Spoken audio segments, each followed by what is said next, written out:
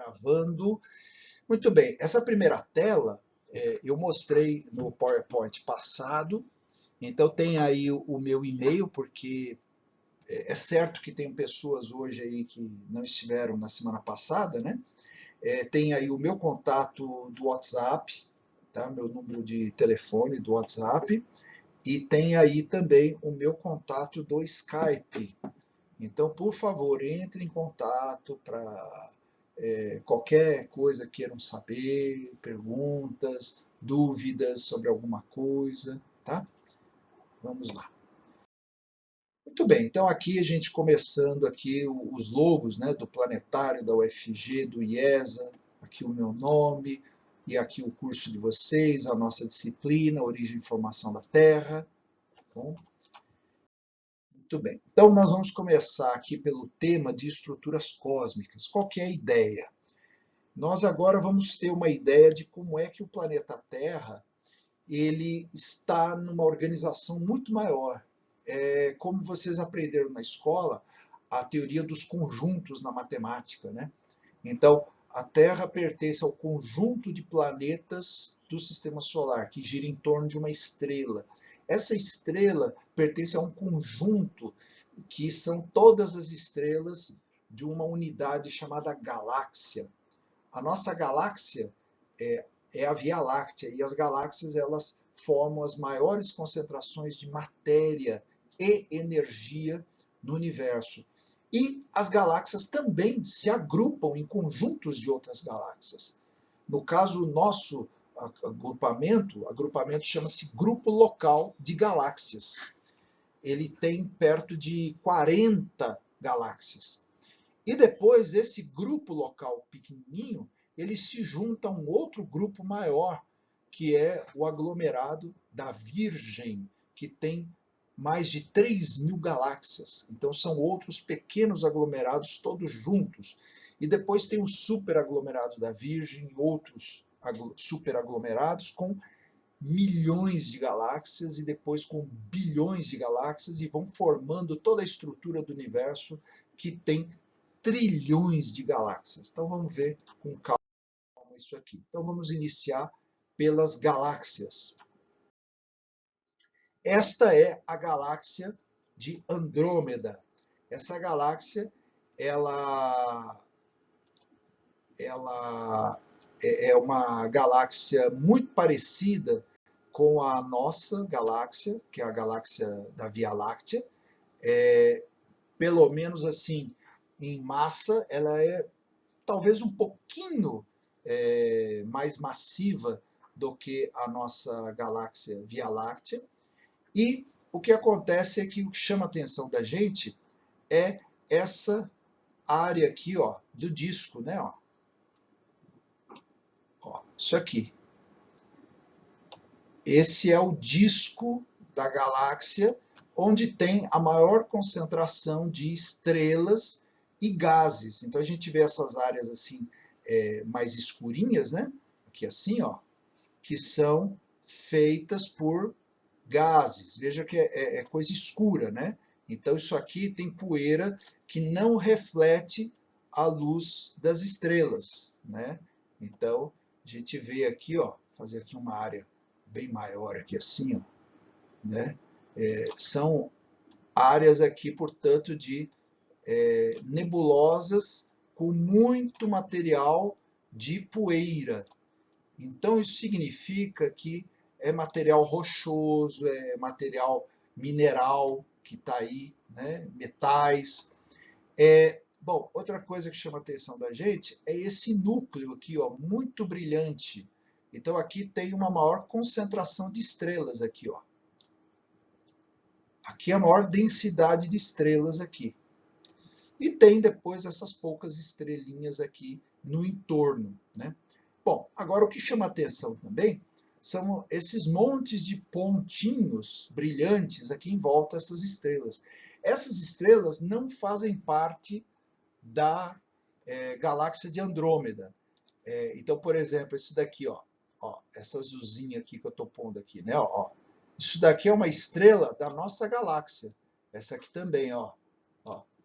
Essa outra aqui também, ó, que está brilhando aqui, ó. mais embaixo na foto, e todos esses outros pontinhos brilhantes são estrelas da nossa galáxia, não são da Via Láctea. Desculpa, não são da galáxia de Andrômeda, são da Via Láctea. Então, a mesma coisa que a gente está dentro de casa e você está com a janela fechada, a janela de vidro, e você olha lá para fora. Só que a sua janela de vidro está suja. Aí você pega o celular, né, e vai fazer lá uma fotografia, né, faz uma foto e aparece a sujeira do vidro da janela. Então, não significa que lá fora está sujo, é que a sua janela está suja. Então, é o que acontece com essas estrelas aqui. As estrelas são a sujeira, elas são as estrelas mais pertinho da gente, em volta do Sol. Então, para olhar para fora da Via Láctea, essas estrelas aparecem no meio. E outra coisa curiosa, que a gente vê essa galáxia de Andrômeda, ela está assim, como se fosse um disco meio de ladinho, como vocês estão vendo, né? Então aparece galáxias assim com um disco desse jeito, bem assim de lado, meio de lado. Então elas são objetos tridimensionais que estão espalhadas aí pelo espaço dessa maneira, tá? É a galáxia, uma das galáxias mais próximas de nós. Daqui a pouquinho eu vou falar das galáxias de nuvens de Magalhães, tá? Para ter uma ideia de distância, essa galáxia Andrômeda é a galáxia, ou melhor, é o objeto no céu mais distante que os nossos olhos conseguem enxergar. Então, que a gente consegue ver a olho nu. São 2 milhões de anos-luz. Portanto, a gente vê a luz que saiu dessa galáxia há 2 milhões de anos atrás. É uma galáxia que também deve ter perto de 400 bilhões de estrelas. As estrelas elas giram em torno do centro da galáxia. Se essa fosse a galáxia de Via Láctea, por exemplo, o Sol estaria aqui assim, ó, no disco, girando aqui em volta do centro da galáxia. Então o Sol está numa área mais espalhada do disco dessa galáxia. As outras duas galáxias próximas aqui da nossa Via Láctea chamam-se nuvens de Magalhães. As nuvens de Magalhães, elas são pequenas galáxias que estão distantes perto de 170 mil anos-luz da gente. E elas estão vindo na direção da nossa galáxia e no futuro serão somadas à nossa galáxia, porque todas as galáxias são formadas por pequenas galáxias que vão se agrupando, se juntando, sendo engolidas uma pela outra. Bom, vamos em frente. Tem uma pergunta no chat. Qual é, por favor?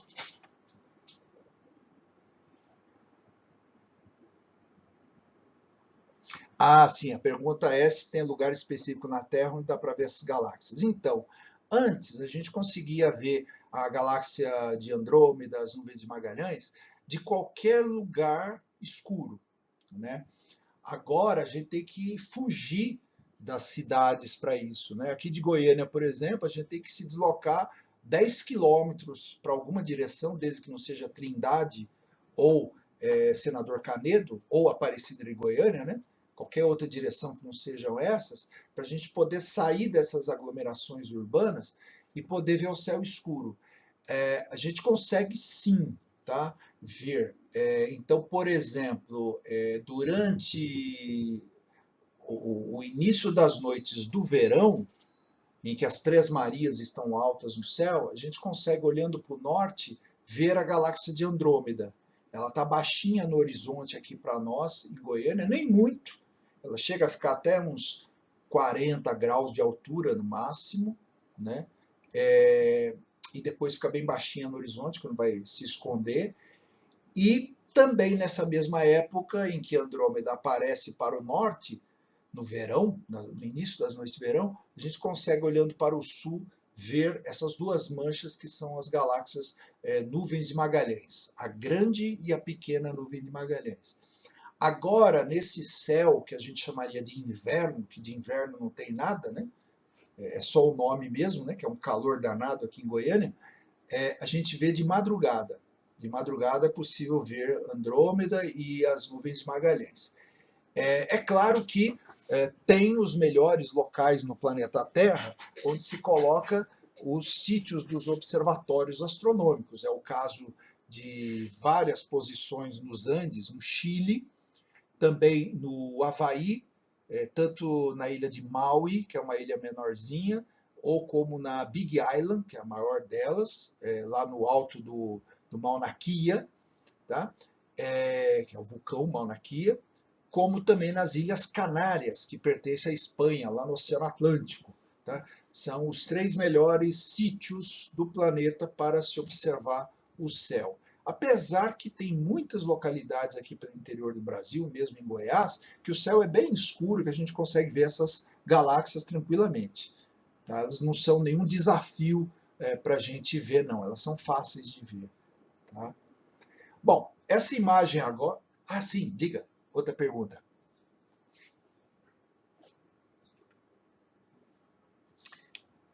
Como consegue identificar a galáxia, né? Não, a gente costuma chamar de conjunto de estrelas as constelações, que as constelações não necessariamente têm atração física entre as estrelas, é uma posição aproximada que a gente vê no céu, estrelas que podem estar mais pertinho da gente, como pode estar longe também, mas quando a gente vê, elas parecem que estão uma do lado da outra, né? Então é uma questão de perspectiva do observador. Isso seria o conjunto de estrelas, né? As galáxias. Desculpa, as constelações, né? Constelações, como conjunto de estrelas. As galáxias, não. Existe sim uma atração gravitacional entre essas estrelas, e o que a gente vê no céu são manchas, como se fossem nebulosidades. O melhor exemplo é a Via Láctea, como uma faixa luminosa no céu, que são estrelas e gases nebulosas da nossa galáxia, que estão muito distantes aqui da posição em que o Sol está, e com isso a gente vê como manchas no céu, né? Então, sempre que a gente não consegue visualizar assim individualmente, né, bonitinho, as estrelas, a gente vê como grandes manchas. Então é assim que a gente vê as galáxias, tá bom? Mas são manchas pequenininhas no céu. Diga, tem mais pergunta? Tá no Google, né? Mostrando, né? Pois é. Então, aqui essa ilustração, ela é, portanto, aí uma ideia do que é a nossa Via Láctea. Então, o que nós temos aqui? A nossa galáxia vista de ladinho. Então, é um disco assim, mais de ladinho. Então, a gente consegue ver também, eu vou marcar aqui com a canetinha, olha, o centro da nossa galáxia, que a gente vê aqui, maior concentração de estrelas, e a gente vê aqui braços espirais, né? Olha, tem um braço aqui assim, tem um outro braço aqui, tem um outro braço aqui assim, parece que está abrindo um outro menorzinho aqui. Olha, isso tudo aqui é ideia artística, porque a gente não tem de verdade visão, não tem ideia completa sobre como é que esses braços estão distribuídos. Então a gente sabe que a nossa galáxia é uma galáxia espiral, a galáxia de Andrômeda também é uma galáxia espiral, e a maioria das galáxias no universo são galáxias espirais. E tem um outro tipo chamado galáxias elípticas. E tem essas irregulares, como a grande e a pequena nuvem de Magalhães. Então, é uma estimativa aí, né? E aqui tem a posição do sistema solar, mostrando que o sistema solar está em um dos braços da galáxia na periferia, né? Aí vai uma outra visão artística, porque a gente não sabe, né? Como é que é. Vejam que aqui o núcleo da nossa galáxia ele é apresentado de uma forma um pouco mais esticada. Então é isso que a gente sabe. O núcleo da nossa galáxia não é redondinho. A gente diz que ele é uma barra. Então a gente fala que é uma galáxia espiral barrada. E aqui tem vários braços espirais saindo, né? E aqui vocês podem ver que aparece o Sol, né? O Sol está ali representado no braço de Órion.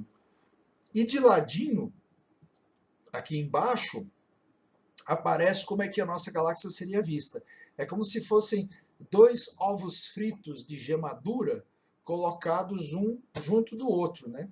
E aqui aparece o disco e o Sol está no disco. Então tem estrelas que estão fora do disco e tem estrelas que estão bem no disco da galáxia, né? Agora aí é uma visão em 3D, girando, né? Mostrando esse núcleo mais esticadinho da nossa galáxia e os braços espirais, né? Então essa é a ideia que a gente imagina que seja a nossa galáxia e as outras galáxias, tá?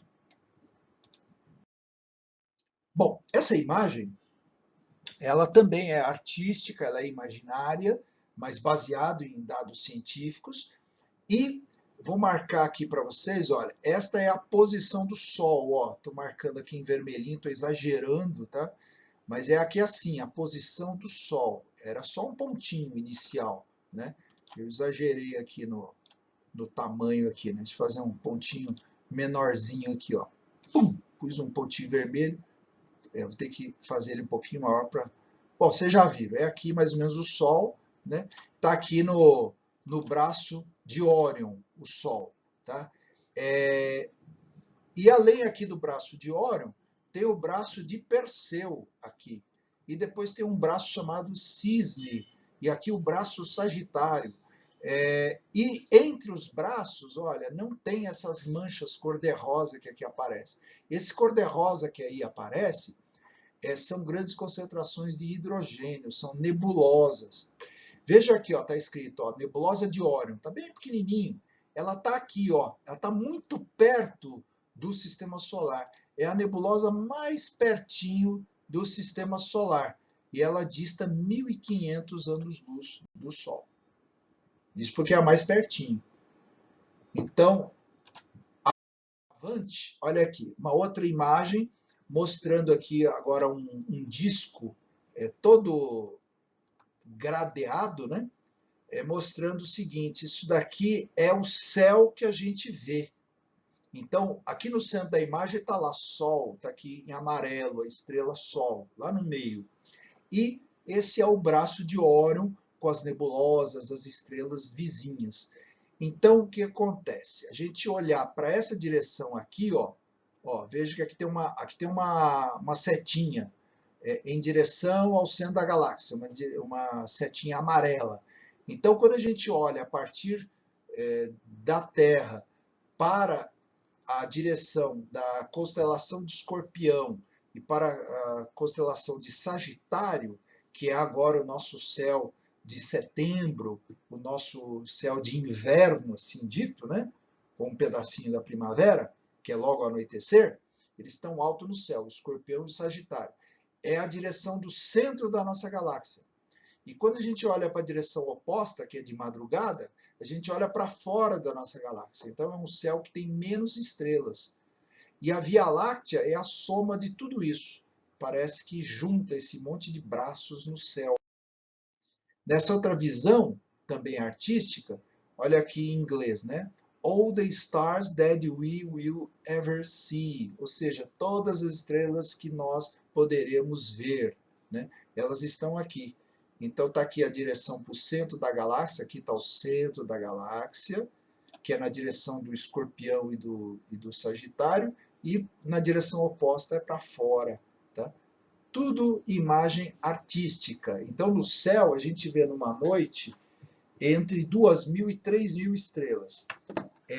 O ano inteiro a gente contaria até 6.000 estrelas vistas a olho nu, sem o auxílio de telescópios. Mas a galáxia toda tem entre 200 e 400 bilhões de estrelas. Tá? Bom, essa é também uma imagem artística, uma imagem em 3D, do que deve ser a vizinhança do nosso Sol. Então, lá no meio está o sistema solar em vermelho. Ele é uma estrela bem pequenininha, que está ali marcada no meio, e em volta tem estrelas aqui, olha, de várias cores. tem amareladas, brancas, levemente avermelhadas, levemente azuladas, e elas estão mais ou menos com o tamanho de volume delas. Então elas estão espalhadas, aqui é um cilindro, podem ver, olha, um cilindro da forma como elas estão espalhadas e em várias posições nesse espaço dentro da Via Láctea, com todas as estrelas girando em torno do centro da galáxia. Essa é uma imagem de uma outra galáxia. Aqui a gente consegue ver nitidamente o núcleo da galáxia, consegue ver braços espirais. Veja que não é muito fácil contar os braços, né? Porque às vezes o que a gente acha que são dois braços é um braço só, né? Aqui, ó, na hora que ele vai iniciar por aqui, né? É difícil dizer onde é que começa, onde é que termina um braço de uma galáxia, né?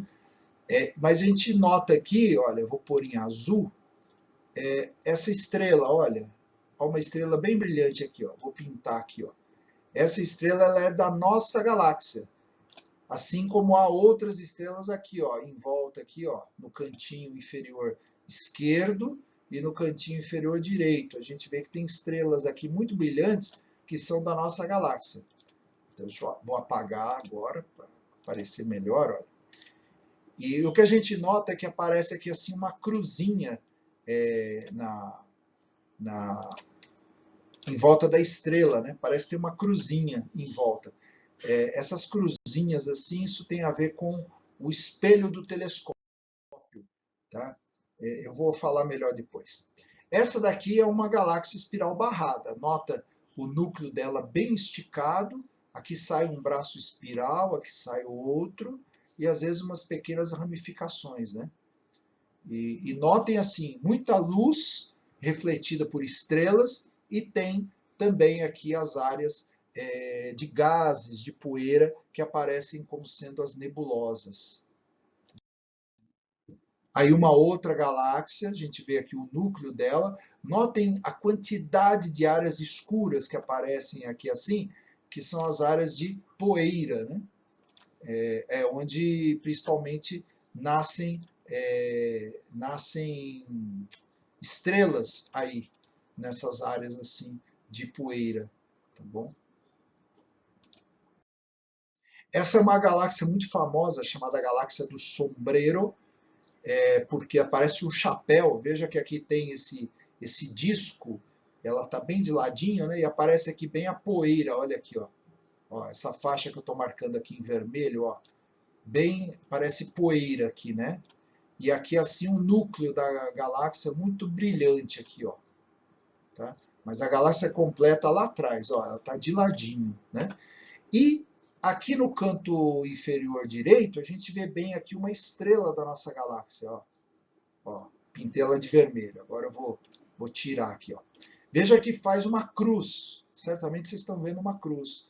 Essa cruz, então é o seguinte, tem o espelho principal do telescópio e tem depois um espelho menorzinho, chamado secundário. Esse espelho secundário, ele recebe a luz refletida do espelho primário, principal, e ele está preso por uma cruz. Então é por isso que aparece essa cruzinha aqui na foto. Então é uma forma de a gente reconhecer. Então dá para reconhecer aqui, ó, tem uma outra estrela da nossa galáxia aqui assim, outra daqui, ó, da nossa vizinhança, né? E ao mesmo tempo a gente vê, ó, umas manchinhas mais escuras, uns borradinhos lá longe, que são outras galáxias espirais ou galáxias elípticas vistas lá longe nessa imagem. Aqui é uma imagem de duas galáxias espirais colidindo. Dá para ver também, ó, outra galáxia lá no fundo. E dá para ver aqui, ó, uma estrelinha da nossa galáxia aqui, outra estrela da nossa galáxia aqui, outra da nossa galáxia aqui. Galáxias lá longe. E esses borrõezinhos aqui, não sei dizer se são estrelas ou são galáxias. Provavelmente são galáxias também. Aí também outras duas galáxias espirais colidindo. Aparecem aqui, ó, essa estrela da nossa vizinhança, da nossa galáxia. Essa aqui também, aqui, aqui. Então são galáxias que colidem. E essas colisões, as estrelas estão tão espalhadas dentro da galáxia que elas atravessam umas às outras. Raramente há choques entre as estrelas dessas galáxias, tá? Bom, aqui tem uma, duas, três galáxias pelo menos colidindo, e talvez essa outra aqui, eu não sei se ela está perto ou está longe, pode vir a colidir também, mas pelo menos aqui tem três colidindo, e todos esses borrões brancos que aparecem aqui, ó, são outras galáxias. Aqui a gente dificilmente... Diga, tem uma pergunta, diga.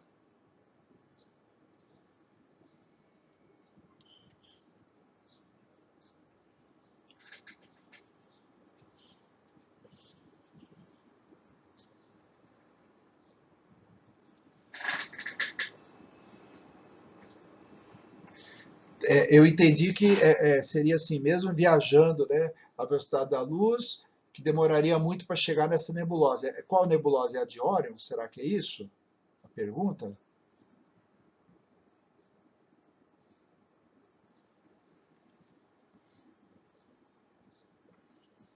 Isso, perfeitamente. Mesmo viajando à velocidade da luz, demoraria 1.500 anos para chegar nessa nebulosa de Órion, perfeitamente. E outros 1.500 anos para voltar, né? Geralmente a gente quer voltar para casa, geralmente, né? Então, 3.000 anos de uma viagemzinha dessa, né? Ninguém sobrevive, né?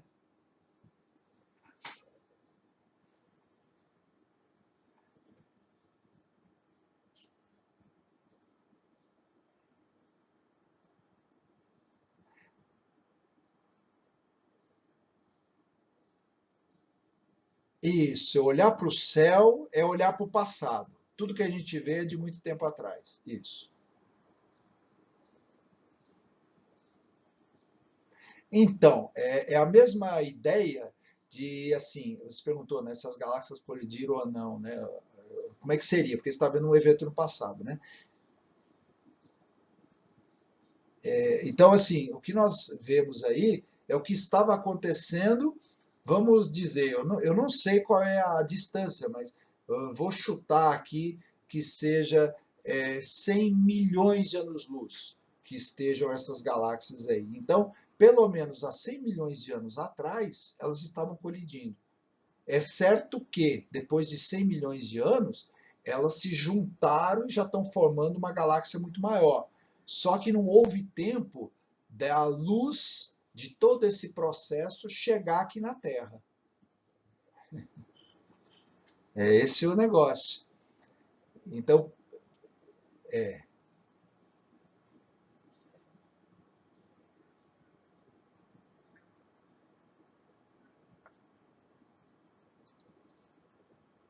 isso.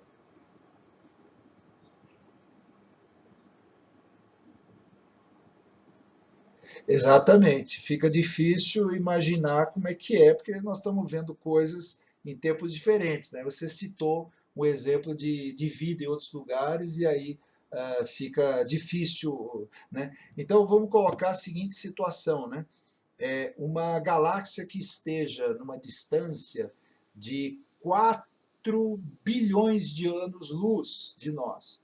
Digamos que essa civilização, os caras tenham telescópios grandes e eles consigam apontar para uma direção da nossa galáxia Via Láctea, em que eles veem o Sol jovem, recém-nascido, o Sol teria menos de 1 bilhão de anos, e a Terra estaria recém-nascida, com um pouco mais de 500 milhões de anos. Então, alguém que esteja a 4 bilhões de anos-luz de nós verá a Terra recém-nascida. Só que a gente sabe que a Terra já nasceu faz tempo, né? Mas quem estiver lá, a imagem que está chegando é a de uma Terra ainda nascendo, há 4 bilhões de anos atrás. E a mesma coisa nós, quando olhamos uma galáxia distante 4 bilhões de anos, digamos que seja a de onde tem esse extraterrestre, nós estamos vendo como era a galáxia desse extraterrestre há 4 bilhões de anos atrás. um outro extraterrestre situado numa galáxia a 10 bilhões de anos-luz de nós, verá a galáxia Via Láctea nascendo. Tá bom?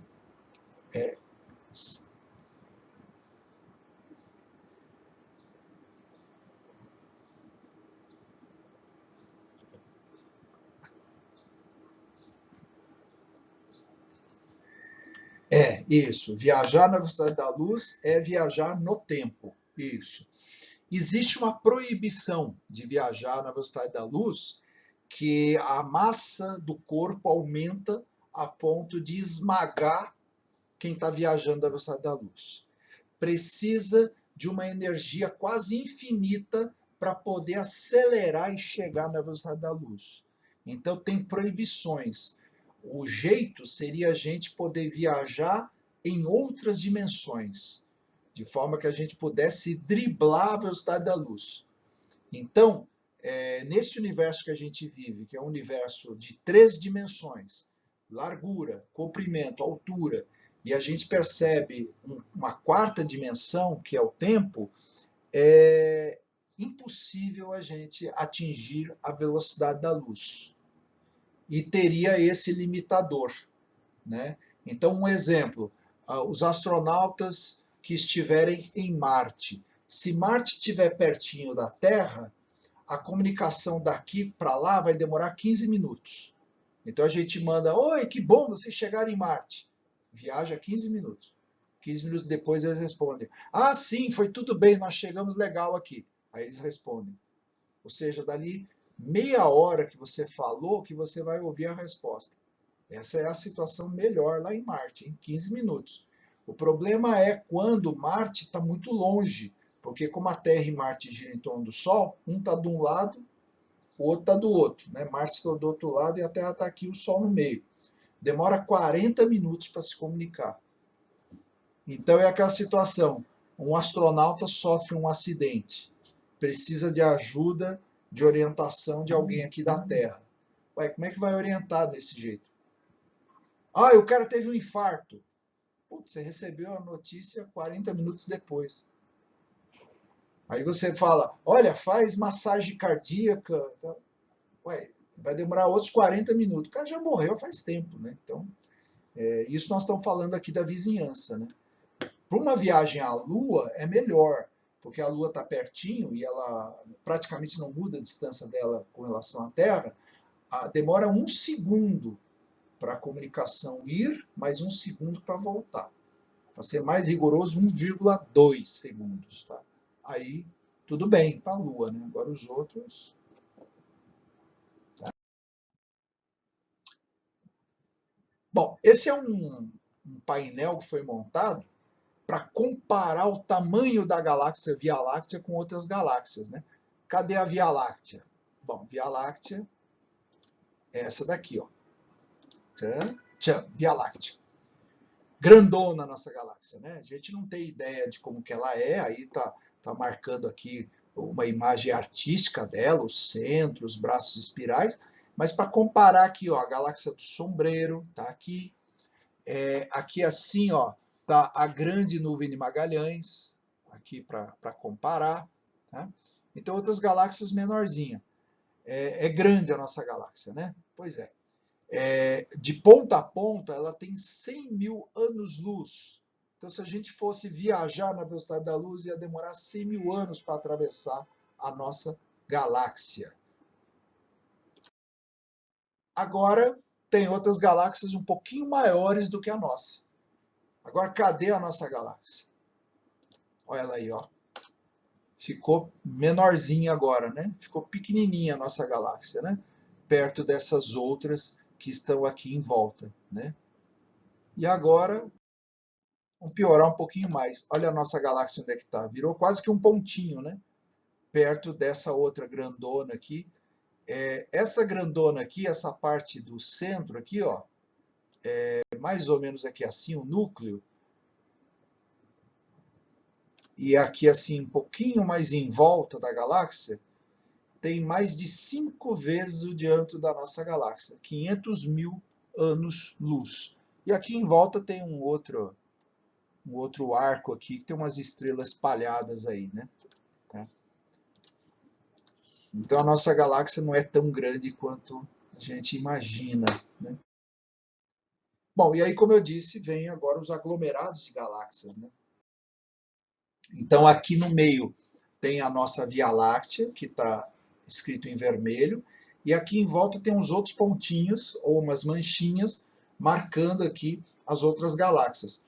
A galáxia de Andrômeda está aqui assim, ó, e a nossa galáxia está aqui.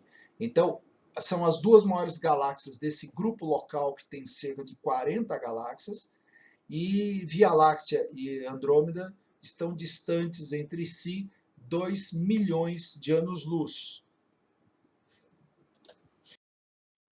Aqui uma visão melhor. Nesse plano aqui está mostrando agora a Via Láctea, várias galáxias menorzinhas em volta. Aqui, por exemplo, está a grande nuvem de Magalhães, aqui a pequena nuvem de Magalhães, elas estão se aproximando para colidir com a nossa galáxia. Aqui a galáxia de Andrômeda e aqui outras galáxias mais próximas dela. A questão é, aqui elas estão 2,4 milhões de anos-luz. A questão é que as duas estão se aproximando e dentro de 5 bilhões de anos elas vão se juntar e formar uma única galáxia. Então a tendência é que esse grupo local de galáxias tenha se formado de pequenas galáxias, ainda restam algumas pequenas galáxias que vão se juntando e formando duas maiores aqui, que vão formar uma única galáxia grandona aqui. E esse grupo local de galáxias faz parte desse superaglomerado de Virgem. Aqui, cada pontinho que aparece aqui são aglomerados de galáxia. Aqui no meio, para facilitar, foi colocado o aglomerado nosso, né? o grupo local de galáxias aqui no meio. Então aqui tem mais de 3.500 galáxias nesse superaglomerado de Virgem, que por sua vez se junta nesse superaglomerado local. O anterior, o nosso aglomerado de Virgem, está aqui no centro, virou um pontinho. E aqui um monte de outros pontinhos de superaglomerados formando esse superaglomerado local aqui, com bilhões e bilhões de galáxias. E isso tudo juntando forma esse pontinho aqui, ó, que é onde está a Via Láctea, nesse grande aglomerado chamado Laniakea. Laniakea. Então vejam que aqui, ó, o que está acontecendo? As galáxias são arrastadas gravitacionalmente aqui, ó, e atraídas por essas faixas que estão aqui, ó. Olha só, elas vão se juntando aqui, ó, e formando aqui as órbitas. Então, cada ponto luminoso que aparece aí são grandes agrupamentos de galáxia vindo todas para essa direção, se agrupando. Mas é um movimento muito lento, muito lento. Aqui tem quase 1 trilhão de galáxias aqui, tá? Nesse Laniakea, tá? Então, é uma doideira. Esse nome aí, Laniakea, é em homenagem ao Havaí, porque foi descoberto por telescópio havaiano, né? Essa grande concentração de galáxias, né? E a Via Láctea está aqui, ó. E tudo isso está em movimento, né? Aqui, se a gente puser num cubo, assim, ó, a gente vai ver esse monte de filamentos. É o Laniakea espalhado aí em filamentos. Então aqui tem umas áreas mais alaranjadinhas, mais vermelhinhas, que é onde tem maior concentração. Em azul tem menos. Então é como se fosse mais frio e mais quente. Tá? Bom, essa é uma imagem feita pelo telescópio espacial Hubble de uma área muito pequenininha do céu. E a gente nota aqui, ó, que tem aqui uma estrela, que a gente vê aqui a cruzeta, né, aqui da estrela, aqui outra estrela. Dificilmente a gente vê mais alguma, né? Tem essas duas. Aqui embaixo tem uma terceira. Pronto, acabou, né? O resto do que a gente vê aqui, todas essas manchinhas são galáxias. Então o Hubble ele apontou para essa região do céu e ele ficou várias horas captando essas imagens, ou melhor, esses fótons de luz vindo para a câmera, uma área que é escura do céu, vocês já vão ver que ela é pequenininha, ela é menor do que o diâmetro da lua cheia, e ficou ali por várias horas captando essa luz. Tá? Então estão aqui as manchas, várias galáxias, várias. Aqui a área, olha só, aqui a lua cheia em comparação, como escala, e esse quadradinho aqui é aquela foto. Então, o que eu mostrei é um pedaço. Aqui vai o outro pedaço desse quadradinho, olha só. Aqui a gente vê mais aqui, ó, uma estrelinha aqui da nossa galáxia, aqui uma, aqui em cima, do lado superior esquerdo, duas, aqui embaixo, três, mais outra aqui, ó, quatro, deve ter mais uma ou duas aí. O resto dessas manchas aqui são todas galáxias distantes, bilhões de anos-luz da Terra. E aqui um resumo das estruturas das escalas do universo, que a ideia é o seguinte. Aqui é a representação da Terra com a órbita da Lua. Então, em 1 segundo, a luz viaja da Terra até a Lua. Depois aqui é uma representação do Sistema Solar. Em 5 horas, a luz viaja da Terra até a fronteira mais distante do Sistema Solar, que seria Netuno. Depois aqui é o sistema local de estrelas. Em 4 anos-luz, a luz viaja aqui da Terra ou do Sol até chegar na estrela mais próxima, que é a estrela Alfa do Centauri, que é um sistema triplo de estrelas e que tem lá um planeta com massa da Terra, portanto com potencial até para ser um planeta terrestre. Tá? Depois aqui a nossa galáxia, 50 mil anos-luz, a gente viajaria de onde nós estamos, na borda aqui da Via Láctea, até pouquinho além do centro, ou seja, metade do diâmetro da nossa galáxia em 50 mil anos-luz. E aqui a escala do universo conhecido, que em 13,8 ou 3,70 e alguma coisa, 76, 78 bilhões de anos, a gente chegaria até a borda do universo. Agora, o curioso é que, se você se deslocar pelo sistema solar, ou fora do sistema solar, sempre você, observador, terá à sua volta 13 bilhões de anos, ou 13,8, ou quase 14 bilhões de anos-luz, à sua volta. Então não importa para onde você vá, que você viaje para outra estrela, que você viaje para outra extremidade da nossa Via Láctea, sempre terá de 13 a 14 bilhões de anos-luz em volta de você. Você carrega essa escala de referência.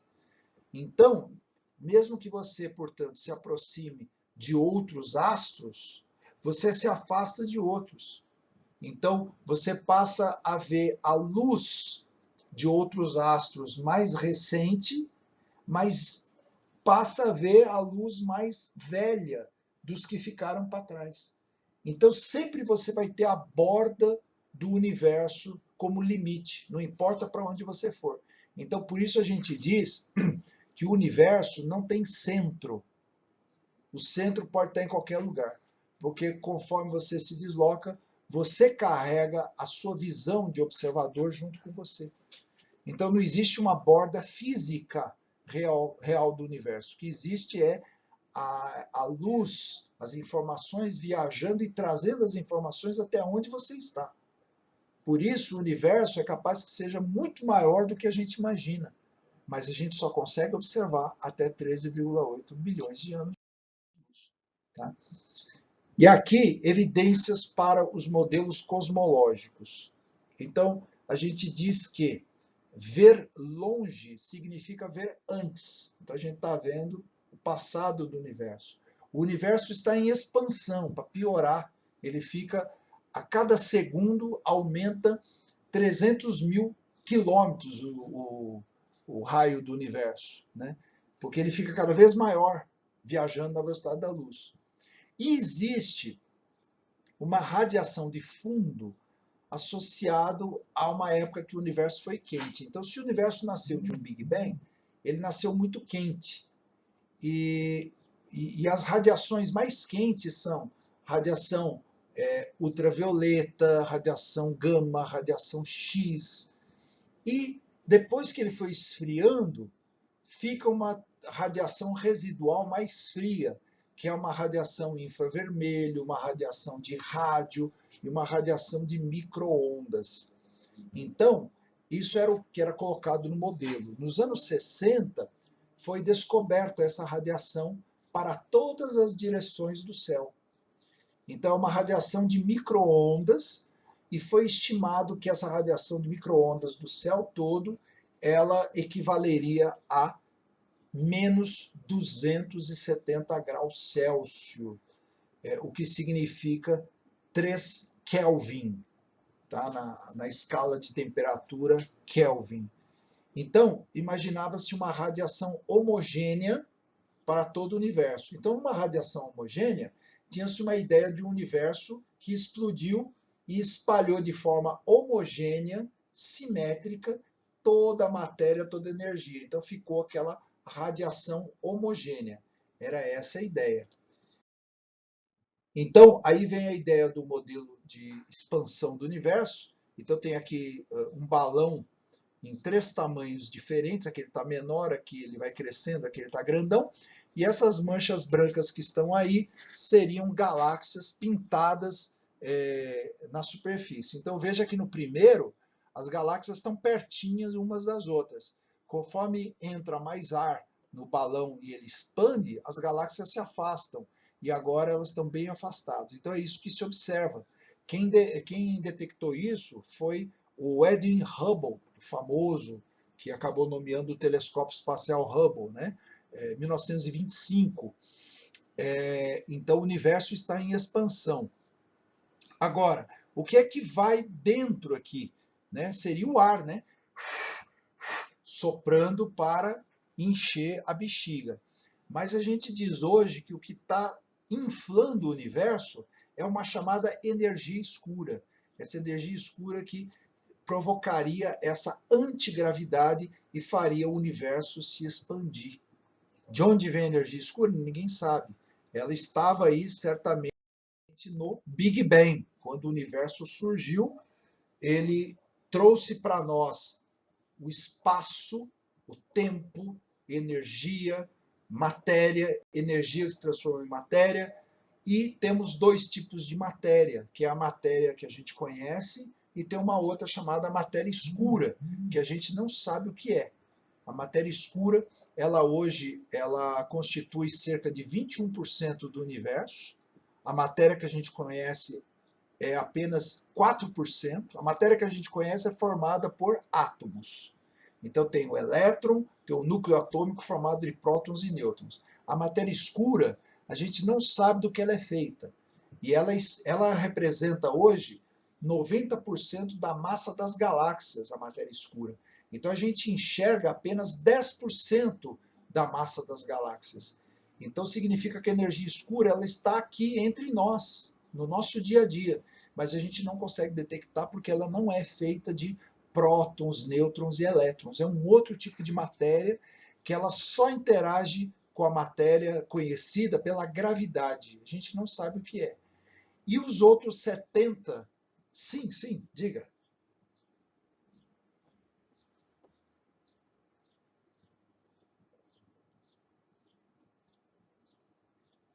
Eu não consegui entender tua pergunta. O som não está muito legal.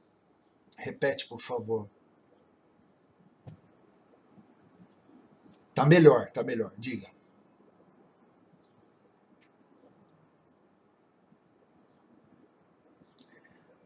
Ah, entendi. Você perguntou a partícula de Deus. Ah, tá bom.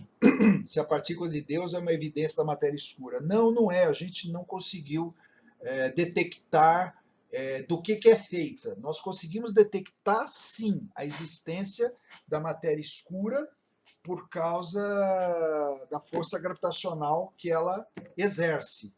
mas não conseguimos ainda isolar e saber do que ela é feita. Tá? Então, essa partícula de Deus, ela é chamada de bóson de Higgs.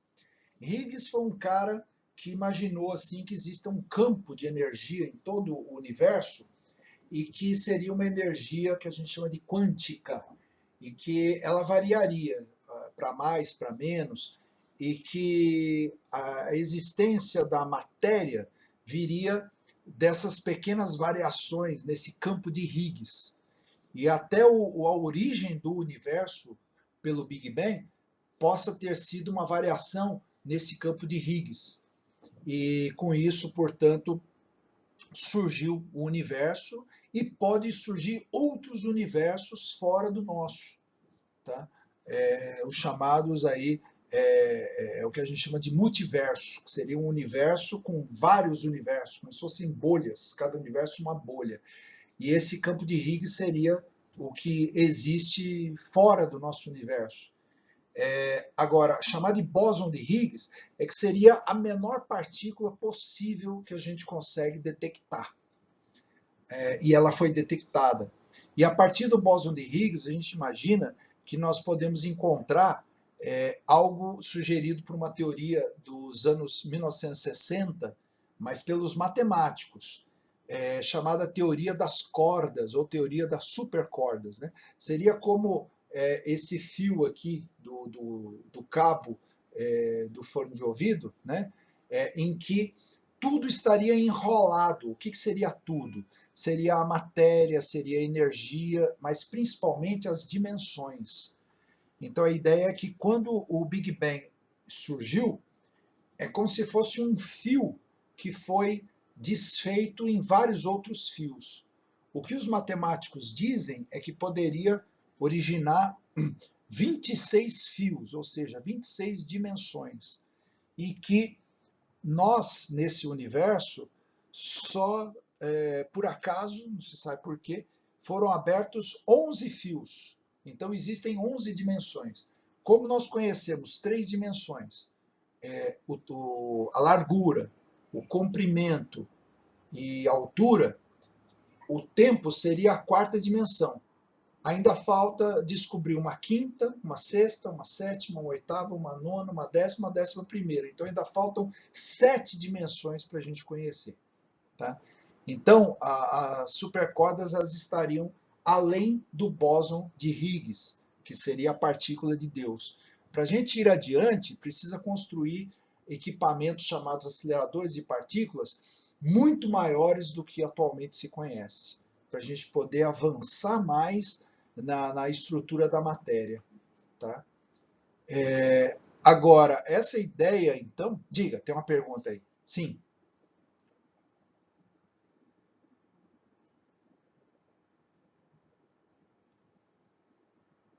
Eu não entendi. A partícula de Deus, o que tem? A pergunta, como que é? Ah, tem uma série na Netflix? É isso?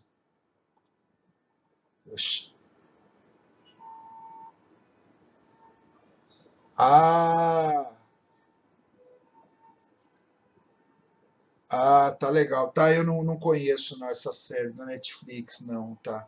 Ah, legal, que lembra então. Ah, olha só. Tá bom.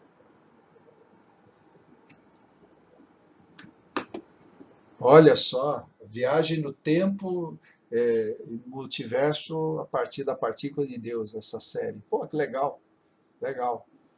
E falando em Deus, olha ele aí, ó. Diga, pergunta.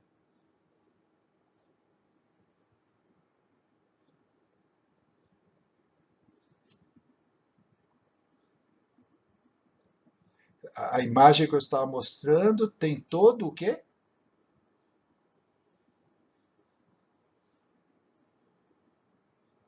Se todas elas são aceitas pelo... Ah, se elas são feitas pelo telescópio. Tá bom. Tem um probleminha aí no seu som aí. Então, tá. Deixa eu ver. Sim, aquela do telescópio espacial Hubble, sim, foi feita por telescópio. aquelas de galáxias também. O que não foi feito aí é aquela que mostra a Via Láctea, aquela não, né? Porque é só mesmo uma concepção artística da Via Láctea, tá bom? Agora essa imagem aqui é uma brincadeirinha, né? Deus jogando bilhar, né? Pode ter criado o Big Bang desse jeito aqui, né? Brincando, né? Mas a ideia é que no universo nós temos. Deixa eu só comentar, eu vou falar das dimensões e essas outras coisas mais doidas, mas antes deixa eu só terminar com essa imagem, que é o seguinte, está escrito aí, radiação de fundo do céu em micro-ondas, corresponde à idade de 13,75 bilhões de anos do universo. Então, assim, é o mais longe que a gente consegue chegar na idade do universo, 13,75 no observacional. Mas na idade ele tem 13,8. Então a gente chega muito pertinho. Então, no observacional, o que a gente vê, né? Então, olha só, desse lado esquerdo, veja que tem umas manchas mais grossas aqui, de um azul mais escuro, um azul claro, um esverdeado, né? E logo aqui em cima está escrito assim, COBE, 1989-1993. Foi um satélite que fez o mapeamento do céu e foi, portanto, um grande avanço a ideia que se tinha, porque a ideia que se tinha é que o fundo do céu ele era homogêneo, com a mesma temperatura, 3 Kelvin, menos 270 graus Celsius. Quando o COBE fez essa imagem, as áreas em verde são áreas mais quentes. Portanto, temperatura aqui de 3,1, 3,2 Kelvin. As áreas em azul escuro são as áreas mais frias, 2,9, 2,8 Kelvin. Entendido? Tem uma pequena variação de temperatura. E isso deixou os meus colegas da cosmologia malucos, porque mostrou que não foi uma distribuição homogênea de energia a partir do Big Bang. Concentrou em algumas áreas que são essas verdes e faltou nessas áreas em azul, que são mais frias. Depois foi lançado um outro satélite de mapeamento, olha, levou 10 anos para ele ser lançado, o WMAP, que funcionou entre 2003 e 2012, e fez esse mapeamento mais refinado. Vejam lá, como que agora tem pequenas manchas azuis escuras, que são áreas mais frias. As áreas verdes agora diminuíram e deram origem também a umas áreas amarelas, laranja e vermelha, que são carocinhos mais quentes. Então isso foi mostrando um maior detalhamento nessa distribuição que agora é considerada heterogênea do universo e não homogênea. E quase na mesma época do WMAP funcionando, foi lançado o Planck. Entre 2009 e 2013 ele funcionou, e vejam que ele fez um levantamento aqui, ó, muito mais detalhado. Vamos ver agora o Planck. Essa é a imagem que a gente tem de todo o céu. O que é essa coisa assim, esticada e amassada? Isso aqui é uma projeção cartográfica chamada projeção de Moaid, em que aqui aparece o polo norte do céu, aqui é o polo sul do céu, aqui assim passa o equador celeste. Toda a distribuição do céu está aqui. Vocês talvez tenham visto mapas assim no ensino médio, no ensino fundamental, em que os continentes, os oceanos, todos aparecem aqui. Então é uma forma de colocar a esfera no papel. Então aí a esfera do céu aí colocada, tá? Projeção de Moaid. Muito bem. E aí o que a gente vê? Os carocinhos vermelhos, granulado aí, que é mais quente, o laranja em volta, até chegar a esses tons de azul e azul escuro, que são áreas mais frias. Bom, e aí vem a análise de tudo isso. A análise disso é o seguinte, de que essas áreas quentes em vermelho e laranja, elas correspondem lá no universo bebê, logo quando ele nasceu, às áreas das grandes concentrações de superaglomerados de galáxia. E as áreas em azul escuro não tem galáxia, nunca teve.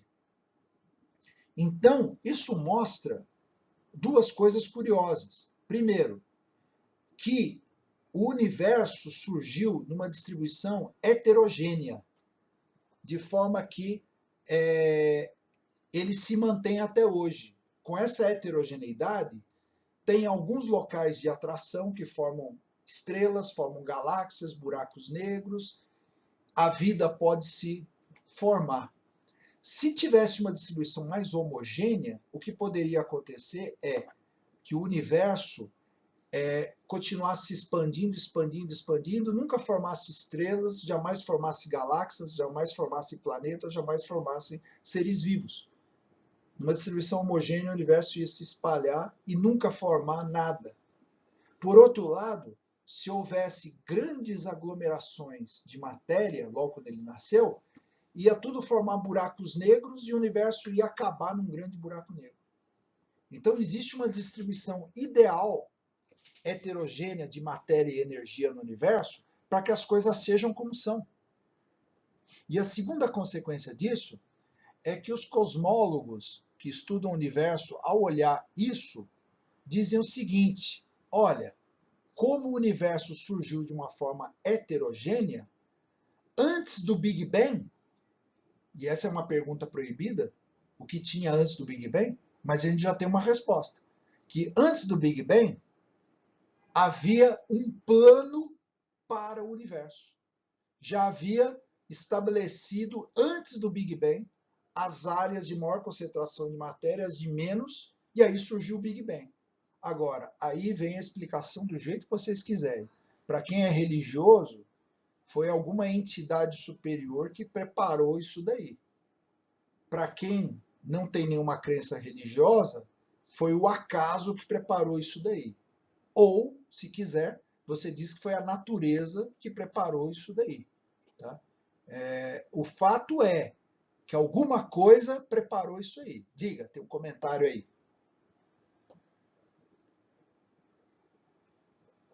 Para mim, quem preparou? Bom, eu sou religioso, então eu acredito sim numa entidade ou mais de uma entidade que preparou isso, com certeza. Tá?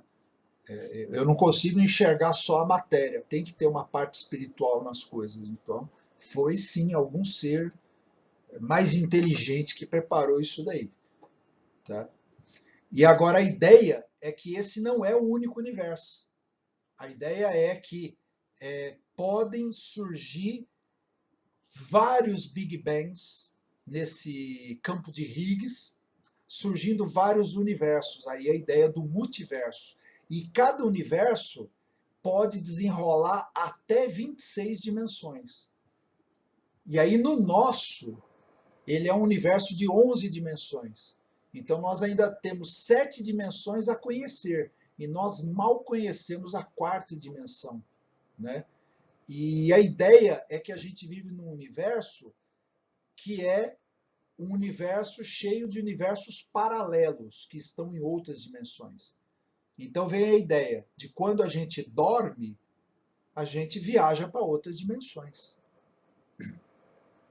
Quando a gente morre, certamente a gente vai morar em outras dimensões. E a ciência mostra, pelo menos desde o século XIX, que há fatos bem identificados e comprovados de comunicações com seres que já morreram. E tem casos, mais de 3.000 casos documentados, de reencarnação documentada, de gente que lembra de onde viveu e o pessoal consegue ir lá e identificar a foto, o nome da pessoa, com quem que ela viveu, etc, etc. Tá? Sim. Tem algum lugar que você possa ver isso? Olha, eu acredito que sempre o YouTube e o Google são assim fontes maravilhosas para pesquisas desse tipo, né? Então, você pode buscar verdades sobre a reencarnação, algo assim, fatos científicos sobre reencarnação, né? ou então comunicação com os mortos, né? E você vai achar muita coisa de ciência a esse respeito. Tá? O que mais? Bom, sim, pergunta. Seu áudio está excelente agora. Ah, você tirou o fone, tá.